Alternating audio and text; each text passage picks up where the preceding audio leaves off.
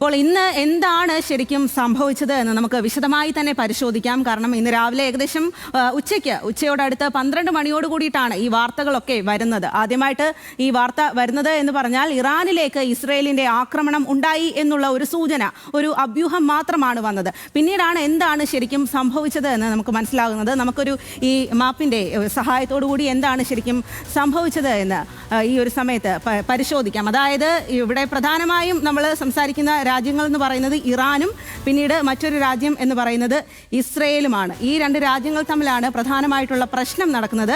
ഇസ്രയേലിന് കൂട്ട് നിൽക്കുന്നത് അമേരിക്കയാണ് എന്നുള്ളതാണ്. അപ്പോൾ കഴിഞ്ഞ കുറച്ച് ദിവസങ്ങളായിട്ട് ഇത്തരത്തിൽ യുദ്ധസമാനമായ സാഹചര്യത്തിലേക്ക് ആണവ കരാറിലടക്കമുള്ള ചർച്ചകൾ നടക്കുന്നു. അതിൽ പരാജയം ഉണ്ടാകുന്നു. യുദ്ധത്തിലേക്ക് കാര്യങ്ങൾ കടക്കാം എന്നുള്ള അഭ്യൂഹങ്ങളൊക്കെ ഉണ്ടായിരുന്നു. ഇന്ന് 12 മണിയോടുകൂടിയാണ് ആ വാർത്ത പുറത്തു വരുന്നത്. ഇസ്രയേലിൽ നിന്ന് ഇറാനിലേക്ക് ആക്രമണം ഉണ്ടായി എന്നുള്ളത്. അത് അങ്ങനെ നേരിട്ടുള്ള ആക്രമണമല്ല. നേരത്തെ തന്നെ ഇറാൻ കടൽ തീരത്ത് ഇസ്രയേലിന്റെ സൈനിക സന്നാഹങ്ങളൊക്കെ എത്തിച്ച്, അമേരിക്കയുടെ കൂടി സഹായത്തോടു കൂടി സൈനിക സന്നാഹങ്ങൾ എത്തിച്ചാണ് മിസൈൽ ആക്രമണം ഉണ്ടാകുന്നത്. അതിന് പിന്നാലെ തന്നെ ഇസ്രയേൽ സ്ഥിരീകരിക്കുന്നു ഇങ്ങനെ ഒരു ആക്രമണം ഉണ്ടായി എന്നുള്ളത്. അതിന് തൊട്ടു പിന്നാലെ തന്നെ American president, US president Donald Trump വീഡിയോയിലെത്തി പറയുന്നു, ഇസ്രയേലിന്റെ കൂടെ ഞങ്ങളും പങ്കാളികളാണ് ഈ ഒരു ആക്രമണത്തിൽ. ഇറാൻ തിരിച്ചടിച്ചാൽ വലിയ യുദ്ധസമാനമായിട്ടുള്ള സാഹചര്യത്തിലേക്ക് കാര്യങ്ങൾ കടക്കും. ഇറാന്റെ ആണവ കേന്ദ്രങ്ങൾ ലക്ഷ്യമിട്ടാണ് ഈ ഒരു ആക്രമണം എന്നുകൂടി ഡൊണാൾഡ് ട്രംപ് പറയുന്നു. കൃത്യം ഏകദേശം 1 മണിക്കൂർ പിന്നിട്ടപ്പോൾ ഇറാൻ തിരിച്ച് ആക്രമിച്ചു ഇസ്രയേലിലേക്ക്. ഇസ്രയേലിന്റെ അയൺ ഡോം ഭേദിച്ചാണ് ഇറാൻ തിരിച്ച് ഇസ്രയേലിലേക്ക് ആക്രമണം നടത്തുന്നത്. ഇസ്രയേൽ ഇറാനിലേക്ക് ആക്രമണം നടത്തിയപ്പോൾ അവിടുത്തെ പരമോന്നത നേതാവായ ആയത്തുള്ള അലി ഖമനേയിയുടെ ഓഫീസിലേക്ക് വരെ സ്ഫോടനം നടത്തി എന്നുള്ള വാർത്തകളൊക്കെ വന്നിരുന്നു. പിന്നീട് ഖമനേയി സുരക്ഷിതനാണ് എന്നുള്ള കാര്യം നമ്മൾ അറിഞ്ഞു. പിന്നീട് കുറെ കഴിഞ്ഞിട്ടാണ് കൂടുതൽ വിവരങ്ങൾ പുറത്തു വരുന്നത്. ഇറാനിലെ ഒരു എലിമെന്ററി സ്കൂളിലേക്കാണ് ഒരു ആക്രമണം നടത്തിയത്. അതിൽ 5 പെൺകുട്ടികൾ കൊല്ലപ്പെട്ടു എന്നുള്ള വിവരം, പിന്നീട് ഏറെ ദുഃഖകരമായിട്ടുള്ള വിവരം കൂടി പുറത്തു വന്നു. അതിന് പിന്നാലെയാണ് ഇറാൻ ഈ ഇസ്രയേലിലേക്ക് ആക്രമണം നടത്തുന്നു.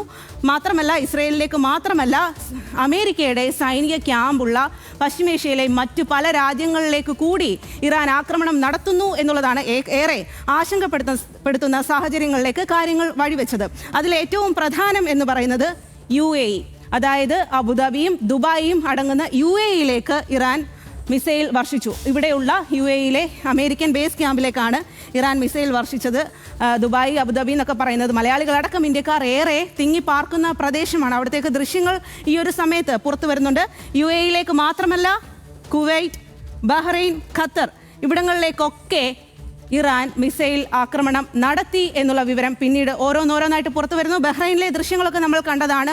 റോഡിലൂടെ പോകുന്ന ആളുകളാണ് ദൃശ്യം പകർത്തിയത്. പുകപടലങ്ങൾ ഉയരുന്ന ആ ദൃശ്യങ്ങളൊക്കെ പുറത്തേക്ക് വരികയും ചെയ്തു. അതുപോലെ തന്നെ ജോർദാനിലും സിറിയയിലും അടക്കം ജാഗ്രതാ നിർദ്ദേശം ഉണ്ട് എന്നുള്ള ഒരു വാർത്ത കൂടി വരുന്നു. അപ്പോൾ ഈ ഒരു മാപ്പ് ഇത്തരത്തിൽ പരിശോധിക്കുകയാണെങ്കിൽ ഇറാഖിലും സിറിയയിലും ജോർദാനിലും ഇവിടെ എല്ലാം ജാഗ്രതാ നിർദ്ദേശമുണ്ട് എന്നുള്ളതാണ്. ഈ പശ്ചിമേഷ്യയുടെ ആകമൊത്തം ഉള്ള മാപ്പിലുള്ള ഒരുവിധം എല്ലാ പ്രദേശങ്ങളും, എല്ലാ രാജ്യങ്ങളും ഇപ്പോൾ ആശങ്കയുടെ മുനമ്പിലാണ് എന്നുള്ള ആ ഒരു വിവരം തന്നെയാണ് നമുക്ക് ഈ ഒരു സമയത്ത് പറയാനായിട്ട് സാധിക്കുക. അതുകൊണ്ട് തന്നെയാണ് ഇത് ലോകം മുഴുവൻ ആശങ്കയുടെ ഭീതിയിലാണ് എന്ന് പറയുന്നത്.